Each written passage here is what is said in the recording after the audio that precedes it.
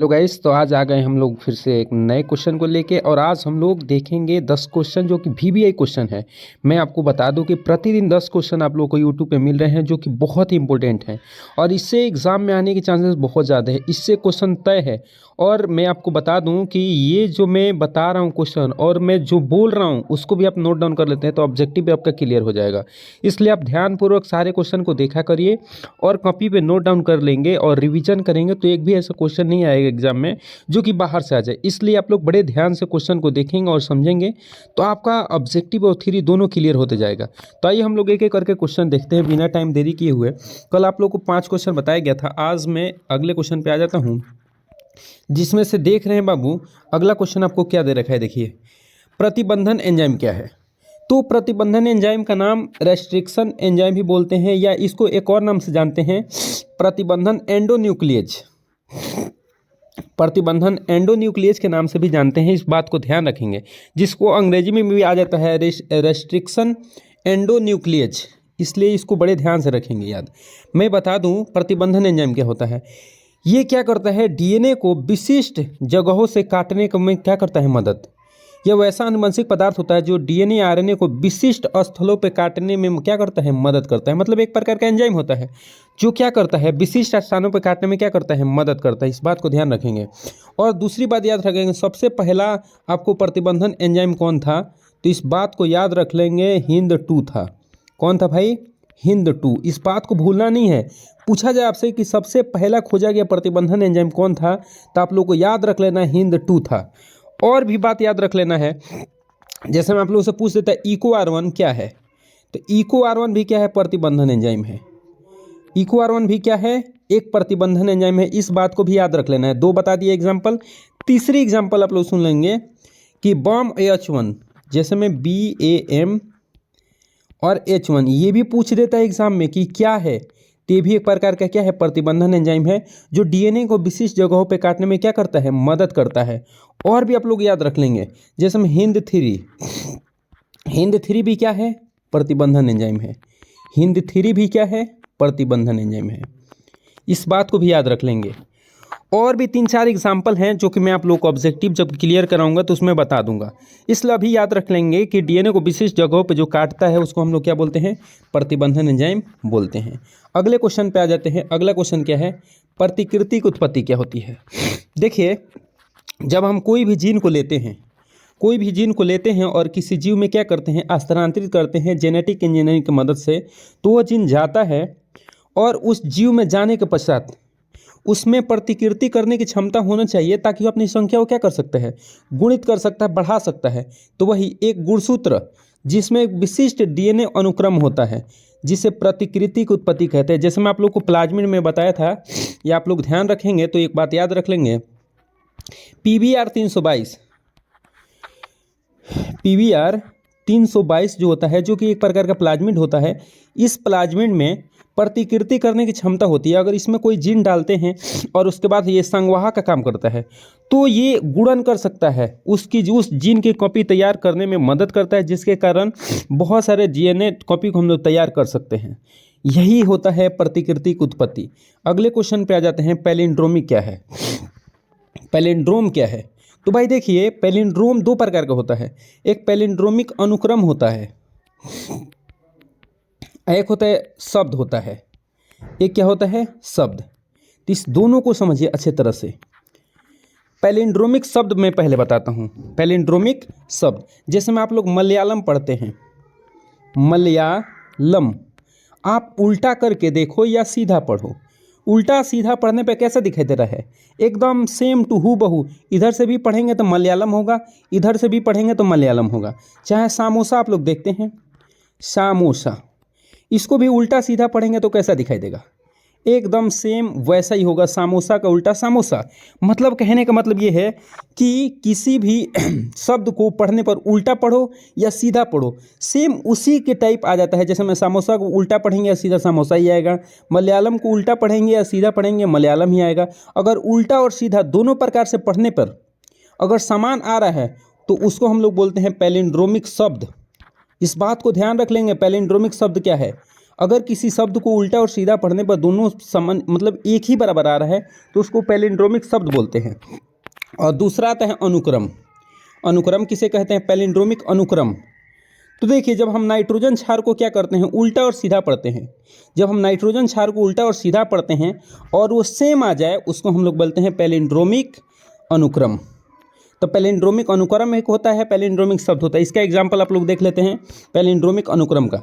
जैसे आप लोग 5 ले लिए और GAATTC, GAATTC, ये 3 हो गया। आप लोग देखो, उसका उल्टा करोगे तो 3 हो जाएगा। ये किसके साथ जुड़ता है? ये जुड़ता है C के साथ। और ये किसके साथ जुड़ता है? T के साथ। फिर ये किसके साथ जुड़ता है? T के साथ। ये किसके साथ जुड़ता है? A के साथ जुड़ता है। फिर ये किसके साथ जुड़ता है? A के साथ जुड़ता है। और फिर ये किसके साथ जुड़ता है? G के साथ जुड़ता है। तो इसको उल्टा और सीधा करके दोनों तरफ से देखेंगे तो आप लोग को GAATTC दिखाई दे रहा है। इधर से भी पढ़ेंगे तो GAATTC दिखाई दे रहा है। तो ये क्या हो गया? पैलिंड्रोमिक अनुक्रम हो गया। तो इस बात को याद रख लेंगे। अगले क्वेश्चन पढ़ते हैं, जेल विद्युत का संचलन क्या है? तो इसका अंग्रेजी होता है जेल इलेक्ट्रोफोरेसिस।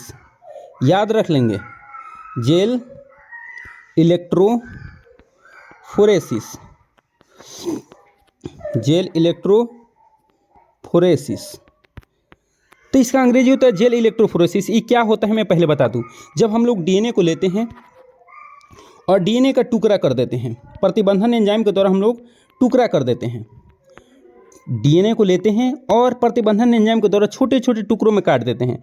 तो ये टुकड़ा, कोई टुकड़ा बड़ा हो जाता है या कोई टुकड़ा बहुत छोटा हो जाता है या कोई टुकड़ा मीडियम साइज का हो जाता है। तो उसको आकार के अनुसार अलग करना, मतलब सबसे बड़े के अलग करना, सबसे बड़े वाले को अलग करना, छोटे वाले को अलग करना, मीडियम साइज को उसके अलग करना, मतलब आकार के अनुसार हम अलग करते हैं उसको। उसी को हम लोग बोलते हैं क्या? जेल विद्युत का संचलन या जेल इलेक्ट्रोफोरेसिस।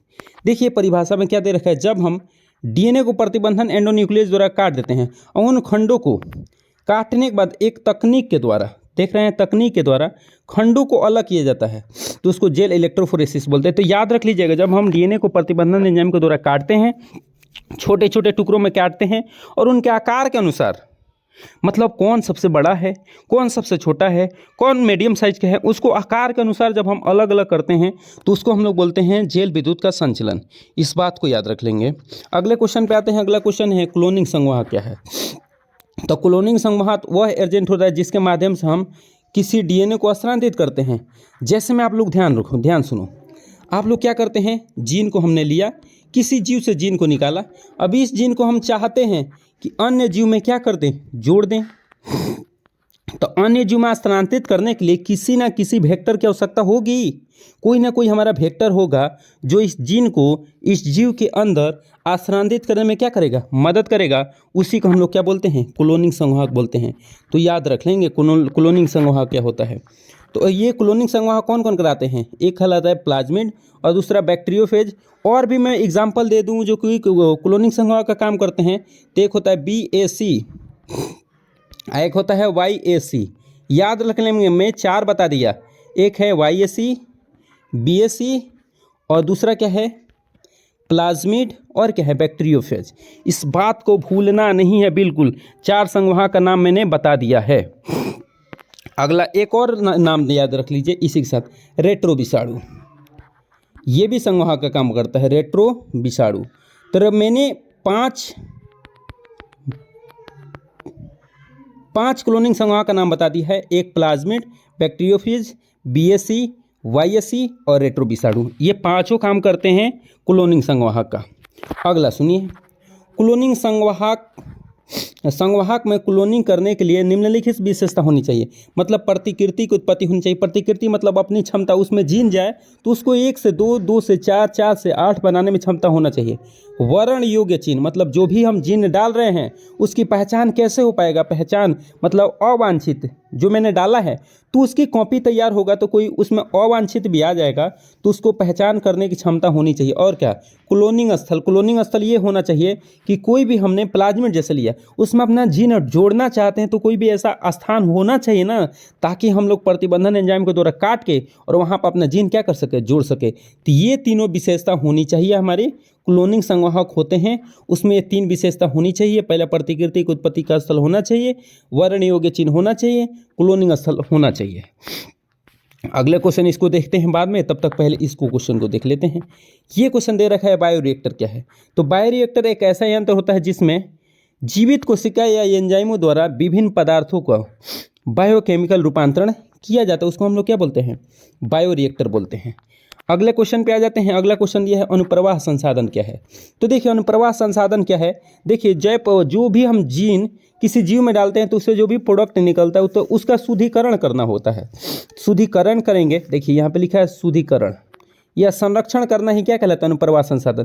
जैसे हम परिभाषा हम लोग पढ़ लें तो परिभाषा दे रखा है, आनुवंशिक प्रौद्योगिकी द्वारा रूपांतरित कोशिकाओं से प्राप्त उत्पादों का पुनः प्राप्ति एवं उनका शुद्धिकरण एवं संरक्षण करना ही क्या है, अनुप्रवाह संसाधन। मतलब जो भी हमने जीन डाला, इस जीन के बदौलत जो भी हमको प्रोडक्ट उत्पाद मिला उसका क्या करना बाबू, उसका हम लोग शुद्धिकरण करना या संरक्षण करना, यही प्रक्रिया क्या कहलाता है, अनुप्रवाह संसाधन कहलाता है। ठीक है, तो इसके आगे हम लोग कल क्वेश्चन देखेंगे। आप लोग इतना क्वेश्चन को आप क्लियर कर लीजिए, डेली ऐसे ही क्वेश्चन आप लोग को मिलेगा, देख रहे हैं ऐसे ही क्वेश्चन आप लोग को डेली मिलेगा, इसलिए आप लोग क्लियर करते जाएंगे सारे क्वेश्चन जो कि सब मैंने एक्सप्लेन करके बताए हैं और सब के सब VVI क्वेश्चन है और बहुत ही इंपॉर्टेंट क्वेश्चन है। इसी के साथ हम लोग मिलते हैं अगले वीडियो में, तब तक के लिए जय हिंद।